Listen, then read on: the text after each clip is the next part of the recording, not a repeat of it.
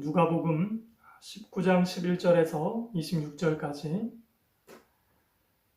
그들이 이 말씀을 듣고 있을 때에 비유를 더하여 말씀하시니 이는 자기가 예루살렘에 가까이 오셨고 그들은 하나님 나라가 당장에 나타날 줄로 생각함이더라. 이르시되 어떤 귀인이 왕위를 받아 가지고 오려고 먼 나라로 갈 때에 그 종 열을 불러 은화 10문화를 주며 이르되 내가 돌아올 때까지 장사하라 하니라. 그런데 그 백성이 그를 미워하여 사자를 뒤로 보내어 이르되 우리는 이 사람이 우리의 왕됨을 원하지 아니하나이다 하였더라.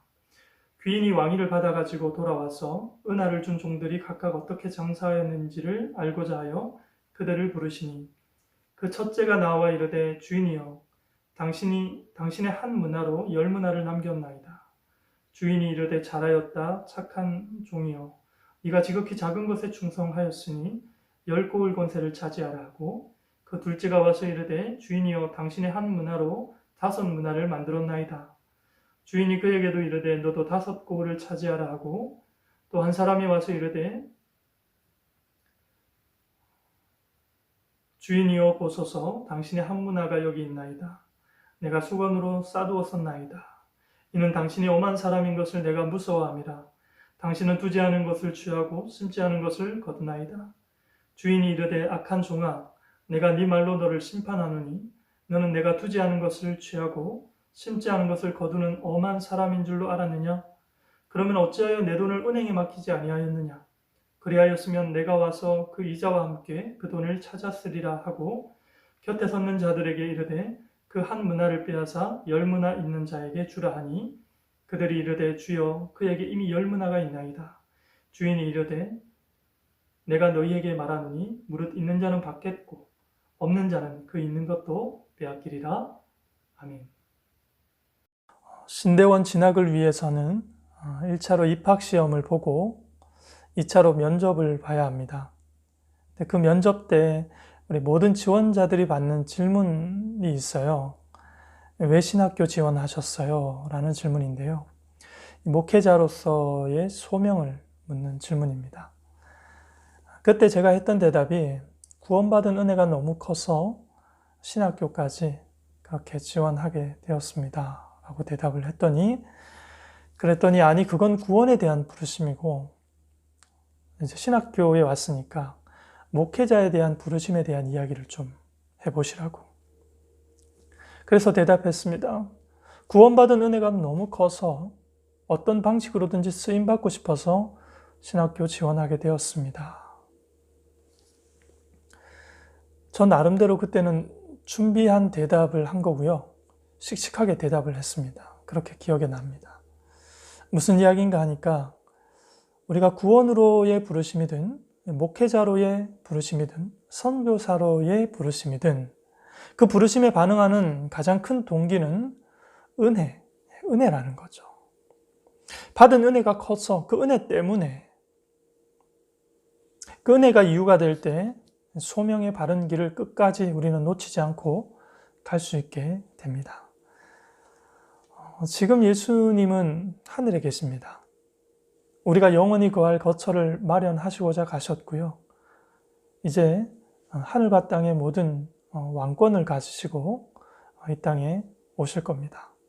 그때까지 우리는 하나님의 충성된 백성으로 그의 자녀로 또 합당하게 살아내야 하는 과제가 있죠. 문제는 예수님이 언제 재림하실지 아는 사람이 없다는 겁니다. 그리고 또 하나의 문제는 그런 예수가 왕권을 가지고 이 땅에 오는 것을 세상은 결코 싫어합니다. 싫어해요. 그래서 그런 사람들을 대상으로 우리가 예수의 충직한 제자로 이 땅에서 살아내야 합니다. 그래서 우리는 저들이 원치 않는 예수의 충성된 제자로 어떻게 재림 때까지 신자답게 살아낼 수 있을 것인가? 그 비결을 오늘 본문을 통해서 우리가 한 번 더 확인하고 그런 면에서 우리가 지금 가고 있는 이 길을 더욱더 견고하게 다지는 그런 기회가 되었으면 좋겠습니다. 여러분, 세상에서 사람과 사람이 충성된 관계, 충직한 관계를 위해서 무엇이 가장 필요할까요? 세상에게 이런 질문을 던졌더니 세상이 두 가지로 답해요. 하나는 사람 사이의 충성된 관계의 비결은 규율을 잘 세우는 것이다. 규칙을 잘 세우는 것이다. 그리고 그걸 잘 지키는 것이다. 라고 이야기해요. 사실 두 사람 이상이면 벌써 뭐가 필요해요? 규칙이라는 것이 필요하죠. 그렇습니다. 일리가 있죠. 또 두 번째로 이렇게 답해요. 노력에 대한 대가, 보상이라는 거죠. 상호간에 주었으면 다시 되받는 이런 어떤 주고받는 관계가 원만할 때 그때 이 충직한 관계가 잘 유지될 수 있다라고 하는 거죠. 그렇습니다. 사람 사이의 충성된 관계가 지속되기 위해서는 규칙도 중요하고요. 수고에 합당한 보상, 그리고 상호 간의 서로 교류 이런 것들 중요해요. 그런데 지금 이야기하는 건 신앙생활입니다. 평생이 아니라 영원한 삶을 우리는 준비해야 해요. 일시적인 성공이 아니라 생명 되신 예수님을 어쨌든 끝까지 따라가는 신앙생활에 대한 이야기예요. 우리의 이해 차원을 넘어서는 예수님의 부르심, 우리의 모든 경험을 초월하는 그분의 부르심에 믿고 신뢰하며 끝까지 따라가는 일에 대한 이야기예요. 이 관계는 규칙이나 보상으로는 사실 부족해요. 영원한 삶의 문제를 평생이라는 짧은 시간 안에 다 담을 수 없고 그걸로 해결할 수 없다는 거죠. 그렇다면 우리로 예수의 충성된 일꾼으로 살게 하는 힘이 뭘까요? 함께 살펴보기를 원해요. 예수께서 가르치실 때 사람들은 한 말씀도 놓치지 않으려고 귀담아 듣고 있어요. 이유가 뭐예요? 오늘 11절에 보니까요. 그들이 이 말씀을 듣고 있을 때에 비유를 더하여 말씀하시니 이는 자기가 예루살렘에 가까이 오셨고 그들은 하나님 나라가 당장에 나타날 줄로 생각함이었더라. 이제 예수님께서 예루살렘 앞에 가까워 왔다 그럽니다. 이제 공생의 거의 끝무렵이에요. 누가 봐도 예수는 우리가 그토록 기다리던 메시아예요. 근데 그분이 지금 이스라엘의 심장부인 예루살렘 가까이 왔어요. 사람들 생각에는 하나님 나라가 금방이라도 나타날 것 같은 이제 기대감이 고조되고 있는 그 찰나였기 때문에 그들은 예수님의 말씀에 귀를 기울였습니다. 이제 다윗 같은 군사혁명으로 국가를 독립시킬 것이고 이제 곧 믿음을 지킨 자들이 보상을 받는 그런 때가 된 거라는 것이죠. 출애굽 역사로 이 상황을 한 번 더 이렇게 설명할 수 있습니다. 홍해를 마른 땅처럼 건너는 그 백성들 사이에 그냥 침묵하면서 걷지는 않았을 거 아니겠습니까? 서로 이야기를 하면서 걷는 거죠. 야, 이제 됐다. 하나님이 우리에게 당신의 계획을 보이셨다. 하나님의 능력을 보이셔서 이제 애굽으로부터 우리는 완전히 자유하게 되어졌다. 불행 끝 행복 시작이다. 이런 기대감을 가지고 바다를 건넜을 거란 말입니다. 그러나 광야 생활 40년을 누가 예상했겠습니까? 애굽 노예로 있으면서 마늘과 부추를 그리워할 만큼 힘겨운 광야 인생을 누가 생각이나 했었겠고 누가 예측이나 했겠습니까? 아무도 몰랐습니다. 제자들이 지금 말하는 이 비유의 의미를 듣고 깨닫지 못하고 예수님이 승천하시고 성령을 받으신 후에야 이 비유가 뭘 말하는지를 이해하게 됩니다. 비유의 의미가 뭐예요? 이제부터 오랜 기간 불의한 사회 속에서 어떻게 충성된 하나님의 종으로 살아가야 하는지에 대해서 오늘 이 비유로, 말씀으로 도전하는 것이죠. 그러니까 너희는 나를 누구로 믿느냐?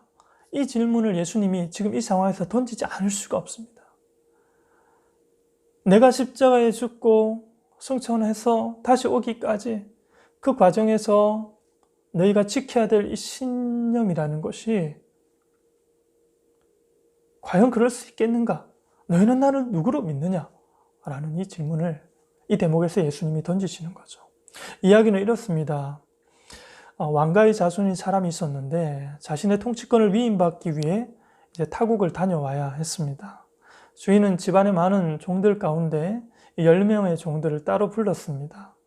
그래서 저들에게 각각 1문화씩 이렇게 손에 쥐어주게 되죠.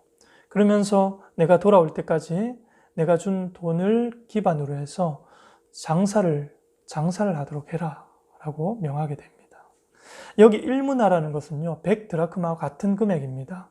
100드라크마, 1드라크마가 하루 노동자의 하루 품삯으로 계산이 되거든요. 그럼 100드라크마, 즉 1문화는 한 사람이 100일 동안 노동한 품삯이라고 할 수 있습니다. 쉽게 우리가 계산하기 쉽도록 하루 일당 노동 금액을 10만 원으로 계산하면 지금의 돈 환율 가치로 환산하면 약 1,000만 원 정도가 되는 거죠. 오늘날 1,000만 원을 어떤 장사에 미천으로 사용할 수 있을까요? 적은 금액이라는 이야기입니다. 그래서 주인은 이 돈을 종들에게 각각 나눠주고 타국으로 떠나게 됩니다. 그런데 그 지역 사람들은 그 집 주인을 미워했고 그가 왕권을 가지고 돌아오는 것을 원치 않았습니다. 그래서 어느 정도 원치 않았는가, 우리는 이 사람이 우리를 다스리는 걸 결코 원치 않습니다라는 탄원서를 작성해서 사절단을 보내게 된 거예요. 그러나 주인이 결국 어떻게 왕위를 가지고 돌아옵니다. 지금 예수님의 비유 이야기를 하고 있습니다. 예수님 비유 속에 그 주인이 그럼에도 불구하고 왕위를 가지고 다시 돌아와요. 그때 이제 종들을 다시 불러요. 미션을 맡겼던 종들을 불러서 첫 번째 종이 10문화를 남겼고 두 번째 종은 5문화를 장사해서 남겼어요. 그것을 이제 보고를 받았을 때 그들을 향한 칭찬과 보상을 해주었습니다. 이어서 세 번째 종이 말해요. 수건에 싸서 감추어 두었다가 이렇게 내놓습니다. 근데 그는 주인으로부터 결과적으로 내쫓김을 당하게 되죠. 왜 쫓겨났습니까? 이 종은 자기 주인이 악덕 주인으로 알고 믿었습니다. 악덕 주인으로. 21절을 보십시오. 이는 당신이 엄한 사람인 것을 내가 무서워함이라. 당신은 두지 않은 것을 취하고 심지 않은 것을 거두나이다. 엄한 사람이라는 것은 무서운 사람이다, 이런 표현인 거고요. 당신은 두지 않은 것을 취하고 심지 않은 것을 거두는 분으로 내가 알고 믿었다. 무슨 말입니까? 나의 주인은 내가 장사해서 이윤을 남기면 반드시 빼앗아갈 뿐이요, 손해를 남기면 반드시 변상을 요구할 그런 분으로 내가 당신을 알았다라는 거예요. 공정치 않은 권력가인 주인을 내가 무서워했다는 거예요. 공정치 않은 분이요, 그러나 힘은 가지고 있는 권력가이기 때문에 거절할 수 없기 때문에 내가 받은 것을 가지고 있다가 당신이 왔기에 내가 여기에 내놓습니다. 이렇게 대답하고 있는 거예요. 22절부터 24절까지요. 주인이 이르되 악한 종아, 내가 네 말로 너를 심판하노니 너 말로 너를 심판하노니 너는 내가 두지 않은 것을 취하고 심지 않은 것을 거두는 엄한 사람인 줄로 알았느냐? 그러면 어찌하여 내 돈을 은행에 맡기지 아니하였느냐? 그리하였으면 내가 와서 그 이자와 함께 그 돈을 찾으리라 하고 곁에 섰는 자들에게 이르되 그 한 문화를 빼앗아 10문화에게 있는 자에게 주라 하니. 여러분, 이 내용을 보면은 기능적인 성과에 관한 일종의 판정처럼 여겨질 수가 있습니다. 10문화와 5문화를 남긴 종들을 칭찬하고 보상을 하는 것, 이걸 보면 성과의 결과를 평가하는 거 아니냐, 이렇게 해석할 수 있습니다. 그러나 오늘 비유에서 놓치지 말아야 될 중요한 초점은 그게 아니죠. 오늘 본문의 강조점도 그게 아니에요. 이 악한 종이 주인을 어떻게 생각했고 충성한 종들은 그 주인을 어떤 주인으로, 어떤 분으로 알고 있었는가, 지금 이 부분에 대한 강조점이 있어요. 하나님께 기도드릴 때 보면은 어떤 기도의 내용으로 기도하고 또 어떤 태도로 그런 기도를 하는지를 보면은 하나님과의 기도자의 관계가 어느 정도 예측이 되죠. 하나님은 그냥 존재하는 분이신가, 존재만 하는 분이신가, 아니면 지금도 내 삶 가운데 참된 권위자로서 참견하시고 간섭하시고 함께하시고 동행하시는 분이신가, 이런 것들이 눈에 보인다고요. 바로 이 주인이 나라의 왕위를 받으러 간다는 것은 이스라엘 나라에서는 굉장히 자연스러운 이해고 또 내용이었습니다. 왜냐하면 이스라엘은 로마의 속국이었고 왕이 되기 위해서는 누군가의 허락이 필요했죠. 누구의 허락이요? 로마의 황제의 허락이 필요했습니다. 그래서 이스라엘의 왕을 유지하기 위해서 로마로 가서 황제에게 허락을 받고 그 왕권을 부여받아서 다시 돌아와야 했습니다. 그런데 그때 마침 예수님이 이제 태어날 그 무렵에 헤롯 대왕이 죽고 그의 아들 아켈라오가 왕위를 얻기 위해 로마로 가게 되었죠. 로마로부터 아버지 헤롯 대왕에 이어서 이스라엘 왕위를 얻어가지고 돌아오는데 성공했습니까? 실패했습니까? 역사적으로는 실패를 했습니다. 왜 실패를 했죠? 아켈라오를 싫어하는 유대인 대표 50명이, 유대인들이 그 50명의 인사들을 뽑아서 로마로 먼저 보내가지고 아켈라오는 우리의 지도자가 될 수 없습니다라는 그런 이유에 대해서 미리 먼저 전달을 했습니다. 그래서 결국 아켈라오가 왕위를 못 받도록 하는데 성공을 했고요. 그래서 아켈라오는 그냥 오지는 않고 지방 행정관의 보직을 갖고 오늘날로 말하면 도지사 정도 되는 꽤 높은 보직을 가지고 돌아오게 됩니다. 이런 전례가 지금 이스라엘에 있었기 때문에 지금 예수님의 이 이야기가 단순히 생소하게 들리지는 않았습니다. 그러나 오히려 이 이야기가 지금 예수님이 하고자 하는 이 이야기를 오히려 더 방해할 수도 있습니다. 그래서 어떤 점이 달라요?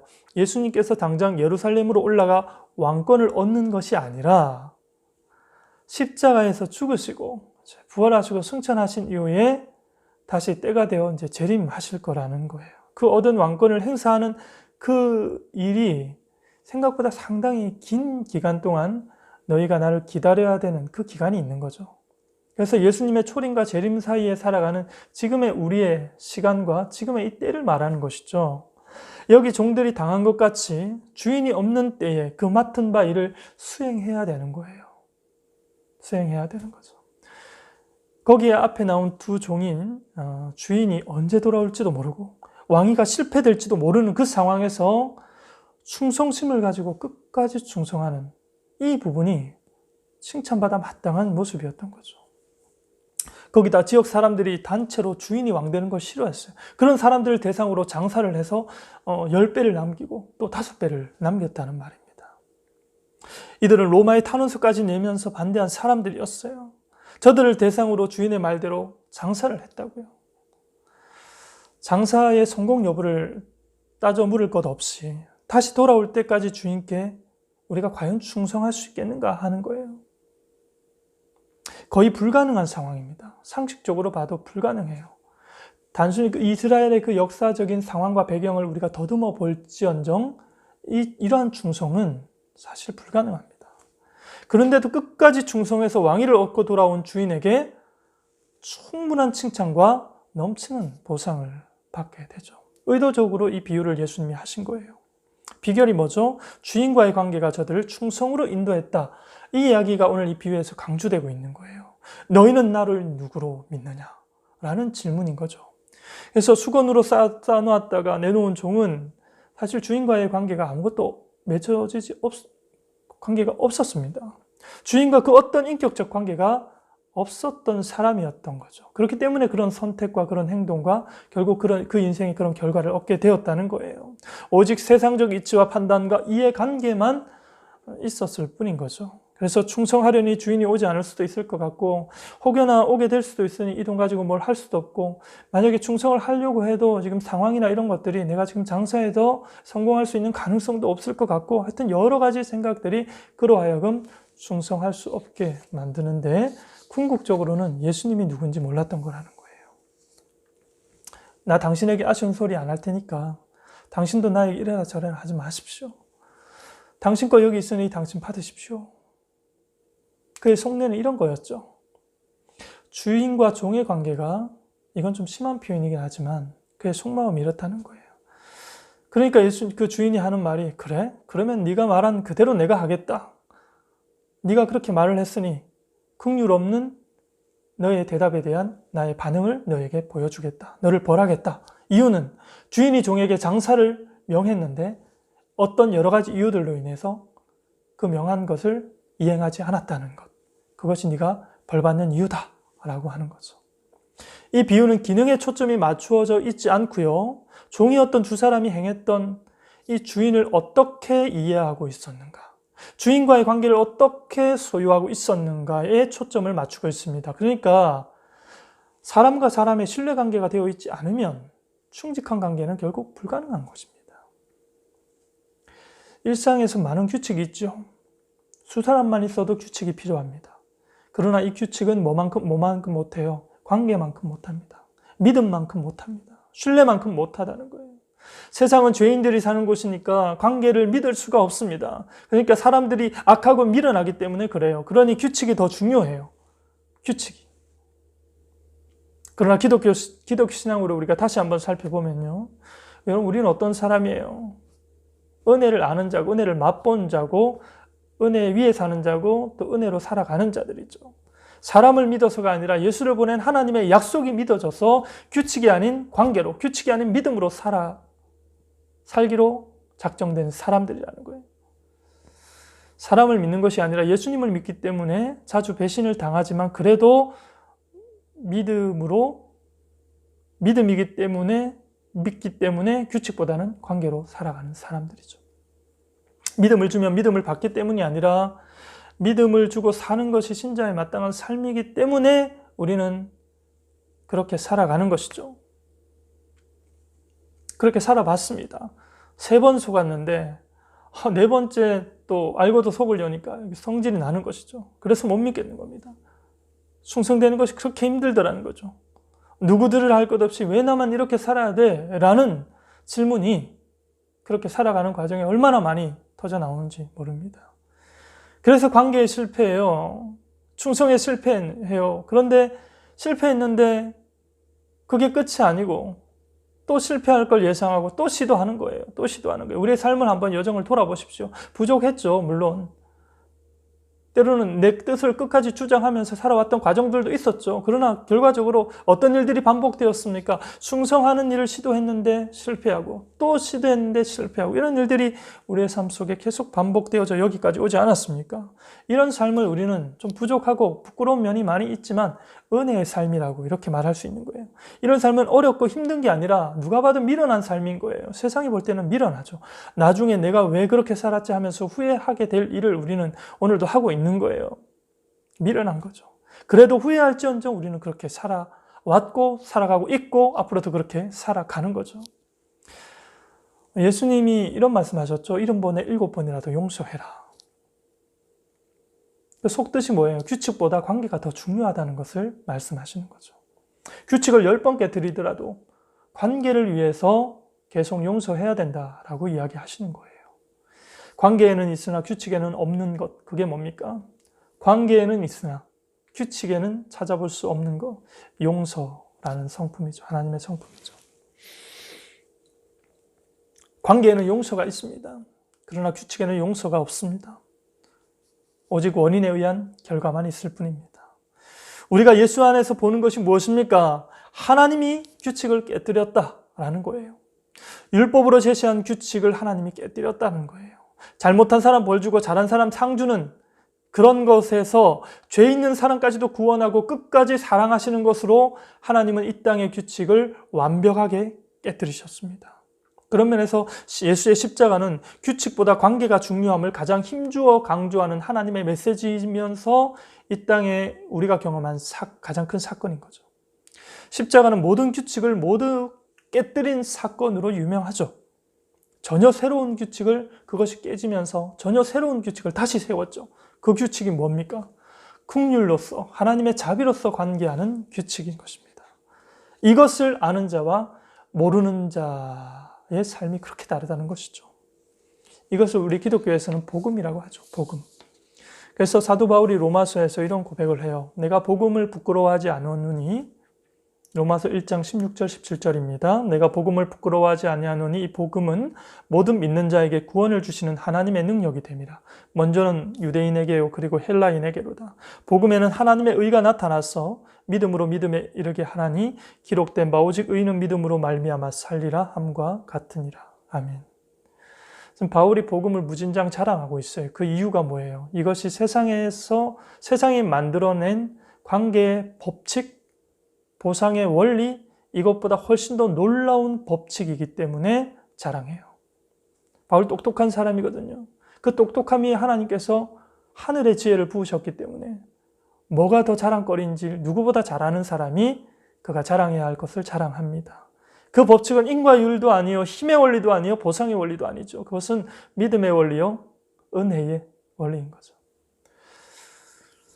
이스라엘이 이제 패망을 코앞에 두고 사회적 기강이 무너지고 불의가 만연하고 하나님 섬기는 일을 실패한 이 사회적 무한한 그 혼란 속에서 하박국 선지자가 하나님에게 이런 질문을 합니다. 이 나라가 불의와 행악으로 가득 찼는데 왜 하나님 보고만 있습니까? 하나님 지금 방치하시는 겁니까? 왜 행동하지 않으십니까? 불평 섞인 목소리로 하나님 앞에 마치 대들듯이 질문해요. 그래서 하나님의 대답이 뜻밖의 대답을 주셔요. 어떤 대답입니까? 의인은 오직 믿음으로 말미암아 살리라. 의인은 오직 믿음으로 살리라. 무슨 말입니까, 여러분? 여기서 믿음이라는 건 믿습니다. 믿는다는 것은요, 사람의 의지를 말하는 게 아니에요. 내가 건지는 죄로 말미암아 쓸려가는 이 세상 가운데 내가 택하여 건진 자들만 건짐을 받으리라. 이런 표현입니다. 그래서 여기서 믿음으로 살리라는 것은 은혜라는 단어로 바꿔 써야 됩니다. 은혜로 살리라. 내가 베푸는 자비와 긍휼로 살리라. 이런 말이죠. 그래서 어느 드라마에 나온 드라마를 보는데 되게 인상적으로 남는 부분이 있어서 제가 좀 타이핑을 해놨습니다. 이런 표현이에요. 우리는 세상에 살면서 잘한 일보다 못한 일이 더 많다. 그러니 우리의 삶은 언제나 남는 장사이다. 이런 표현이에요. 생각해 보십시오, 여러분. 우리는 살면서 가장 잘 산다고 하지만 우리의 삶을 돌아보면 우리가 실패했던 것들이 많죠. 잘 안 됐던 것들이 많습니다. 그러나 우리 인생은 산 만큼 우리의 삶에는 이득이라는 것입니다. 왜 그렇습니까? 우리는 잘한 것보다 잘못한 게 더 많기 때문에. 이건 모든 사람에게 마찬가지입니다. 잘못한 게 많은데 신자다운 삶을 살겠다고 다짐했는데 자꾸 실패만 거듭하는 인생이었죠. 주님 볼 면목이 없는데 그런 나를 주님은 자꾸 일으켜 세우시고 격려하시면서 가던 길 계속 가게 하십니다. 그걸 아니까 힘들어도 말씀대로 그 길을 끝까지 포기하지 않고 가는 것이죠. 힘들어요. 힘들어서 죽을 것 같아요. 결과라도 좋으면 좋겠는데 계속 실패한 일들만 차곡차곡 쌓이게 되니까 정말 미치겠는 거죠. 그럼에도 주님이 나를 포기하지 않고 있다는 그 사실만큼은 사실이니까 나도 내가 가는 걸음을 포기하지 않는 거예요. 이게 신자의 걸음이죠. 그러다가 어느 순간 깨닫게 됩니다. 충성에는 실패라는 게 없는 거구나 라는 걸 깨닫게 돼요. 아, 충성에는 실패는 없고 오히려 더 나은 충성만 있을 뿐이구나 라는 걸 깨닫게 됩니다. 결국 주인의 자비로 맺어진 관계만이 저들을 충성으로 인도한다는 겁니다. 그러니까 오직 은혜가 불의한 세상에서 믿는 자의 충성된 삶을 이끌어 갑니다.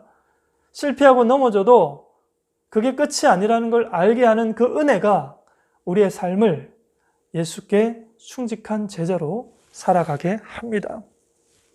세상에는 목숨 바쳐 충성할 만한 어른이 없습니다. 그러나 지난주에 말씀드린 것처럼 부모만이 이 땅에서 나를 위해 죽어가는 유일한 분이시라는 거죠. 그러나 예수님은 어떻습니까? 그는 모든 인류 가운데 완벽한 어른으로 이 땅에 오셨고요. 어른으로 사셨습니다. 십자가에서 우리는 확인하죠. 그 은혜를 알기 때문에 우리는 충성을 선택합니다. 다들 미쳤다고 하지만 그럼에도 우리는 충성해요. 그리고 충성에 실패해도 또 충성을 시도해요. 우리 수준에 걸맞는 충성으로 또다시 일어나서 그 길을 가요. 베드로와 가룟 유다, 이 두 사람은 공통점이 참 많았던 사람이에요. 비슷해요. 특별히 열심당원 출신이죠. 두 사람 모두 열심히 했어요. 그런데 두 사람 모두 예수께 충성하는 일에 크게 실패했던 사람들이었어요. 그러나 실패 후에 저들의 태도는 완전 달랐죠. 베드로는 예수께 충성하는 일에는 실패가 없다는 것을 알았어요. 그 사실을 알았어요. 그래서 베드로가 그렇게 실패했는데도, 예수님을 그렇게 배신했는데도 유다보다 베드로가 더 뻔뻔해서, 멘탈이 더 강해서 그렇게 다시 일어날 수 있었나요? 아니요. 두 사람의 차이는요, 그의 은혜를 아느냐 모르느냐에 대해서. 은혜를 알게 되니까 예수께 충성하는 일에는 실패가 없더라는 거예요. 오로지 더 나은 충성만이 있을 뿐이라는 거예요. 그래서 다시 일어난 거예요. 오직 의인은 오늘 나에게 예수님은 어떤 분인지 아는 것으로 말미암아 살리라. 이런 해석이 가능한 거죠. 오직 의인은 하나님이 우리에게 맺으신 인격적 언약 관계로 말미암아 살리라. 인간은 사회적 동물이기 때문에 함께 살아야 살아갈 수가 있습니다. 그런데 그 함께라는 것이 고작해야 규칙과 보상의 원리로 근근히 유지되는 관계라면 이건 정말 불안한 거죠. 마치 우리가 하나님과 맺고 있는 이 구원의 관계가 어떤 그런 조건적 관계로 생각할 수 있습니다. 여러 가지 상황에서 우리는 그런 얍실한 관계로, 죄송합니다, 얄팍한 그런 겨우 지푸라기로 맺어져 있는 관계처럼 느껴질 때가 있어요. 마치 예수님이 우리를 위해 십자가에 죽으신 결과로 얻은 구원 정도로만 생각을 해요. 그거 하나만 가지고 우리가 신앙을 지키겠다고 하는 것과 같아요. 그러나 여러분, 우리의 구원이 그보다 훨씬 신비롭고 놀랍도록 풍성하다는 사실입니다. 나 한 사람 구원하기 위해서 성부 하나님, 성자 예수님, 성령 하나님께서 혼신의 힘을 쏟아 함께 협력해서 나를 구원하셨습니다. 여러분, 이 소식 아십니까? 성부 하나님은요, 우리 위에서 우리를 시작부터 마지막까지 전폭적으로 책임지며 우리를 도우세요. 우리를 위에서 도우시고요. 성자 예수님은요, 우리 앞에서 도우시는 분이세요. 그분은 우리를 위해 십자가의 희생을 당하시기도 하셨지만 그분의 공상하는 우리가 구원을 받고 난 다음에 어떻게 살아야 될지의 삶의 모범으로 우리 앞서 우리를 도우시는 분이세요. 그리고 성령 하나님은요, 우리 안에서 도우시는 분이세요. 하나님께서 우리를 어떻게 사랑하셨는지, 그리고 어떻게 사랑하고 계신지를 잊지 않고 기억하게 하시며 그 삶의 걸음을 함께 걸어가 주시는 우리 안에서 도우시는 성령 하나님. 그렇게 우리의 구원을 세 분 하나님께서 전적인 희생과 노력과 애쓰심으로 우리의 구원을 완성시켜 가십니다. 그런 우리의 구원이 이처럼 풍성한 구원이라는 사실을 잊지 않고 기억하십시오. 여러분, 우리의 삶에 뭐가 희망이 있어요? 모든 희망이 다 사라져도 우리를 향하신 하나님의 사랑의 구원이 이런 구원이라면 다시 일어날 이유가 충분하지 않겠습니까? 그러므로 풍성한 구원을 얻으신 여러분을 축복합니다. 그리고 응원하겠습니다. 그분의 영원한 사랑을 오직 충성을 통해 확인할 것을 다짐하는 여러분의 한 주간의 삶을 응원하고 축복합니다.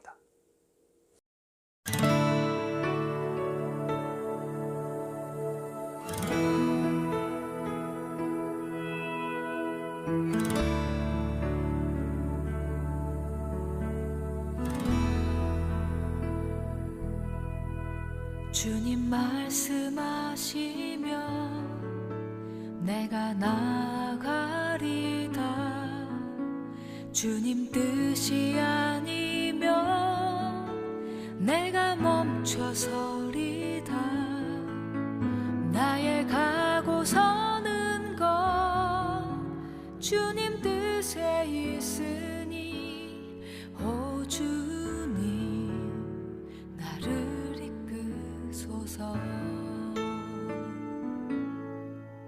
주님 말씀하시면 내가 나가리다. 주님 뜻이 아니면 내가 멈춰서리다. 나의 가고 서는 것 주님 뜻에 있으니 오 주님 나를 이끄소서. 뜻하신 그곳에 나 있기 원합니다. 이끄시는 대로 순종하며 살리니 연약한 내 영혼 통하여 일하소서. 주님 나라와 그 뜻을 위하여.